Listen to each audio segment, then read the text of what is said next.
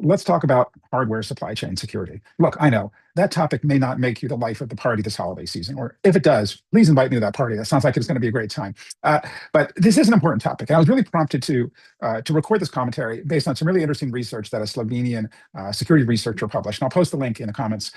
So he discovered that there's this inexpensive piece of hardware called the Nano KVM, about 60 euros in price, has a bunch of security flaws associated with it. And these included use of Chinese DNS servers, insecure configurations, default hard-coded credentials, the ability for remote access users to take advantage of some built-in network monitoring and some tracking tools that were included on the device, a whole host of problems associated with it. And so this is great work by this researcher. He attributed this more to a rush to market and, let's say, incompetence rather than malicious intent. And I guess we could believe that. It's the lesson that we want to get from this, of course, is even if you don't have that specific device on your network, is it really forces us into a somewhat uncomfortable situation because we have to ask ourselves, how confident are we that we are how much confidence do we have, I should say, in the devices on our network, and that they don't have malicious hardware in them, they don't have malicious software in them, that they're behaving in the way that's expected. And I think for the vast majority of enterprises, the answer is we got very low confidence in that, and it's a real problem. I want to share this infographic that we put together here, that just shows four basic levels of the enterprise supply chain security. And if you look at this, I would say, probably many organizations are going to be at the lower levels here. Hopefully you're not at, level one, the buy and deploy anything level. But if you look at the upper level, level four, would be extremely rare, right? This is intelligence community level where they actually do hardware teardowns and source code analysis,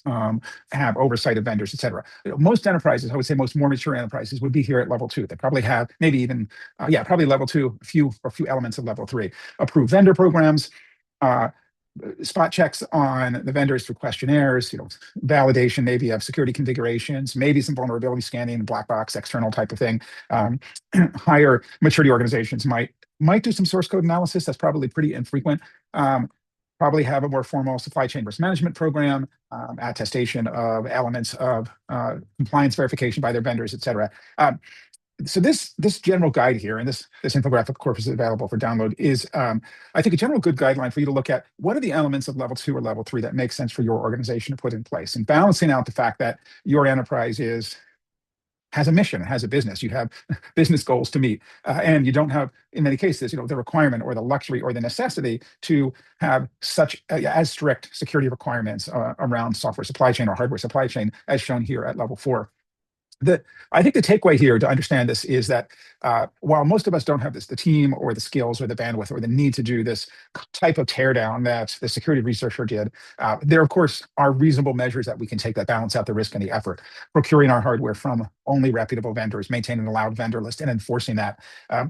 To also put in place as much as you can. You really need to a default deny type of model on the network. And what does that mean? That means that there needs to be some more rigor and discipline around what gets purchased, what gets deployed on the network, both from a hardware and a software perspective. There's got to be a mechanism in place where you require that you have an understanding. This is documented and encoded in policies, on the force network policies of this component that's running on the network here, is allowed to make outbound requests to this, and this. It's expected to have inbound requests or inbound traffic for these ports and these services.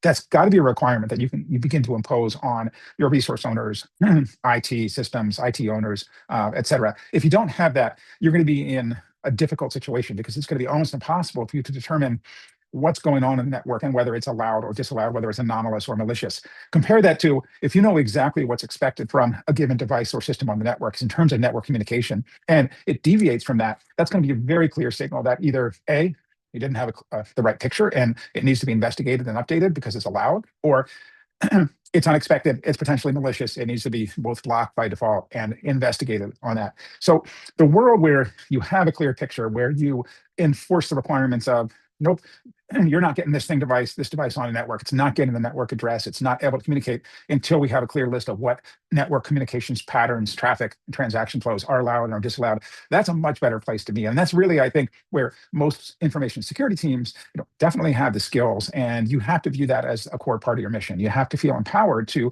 be able to have a hard no of, nope, you can't deploy this on the network. Our systems are not even going to give it an IP address.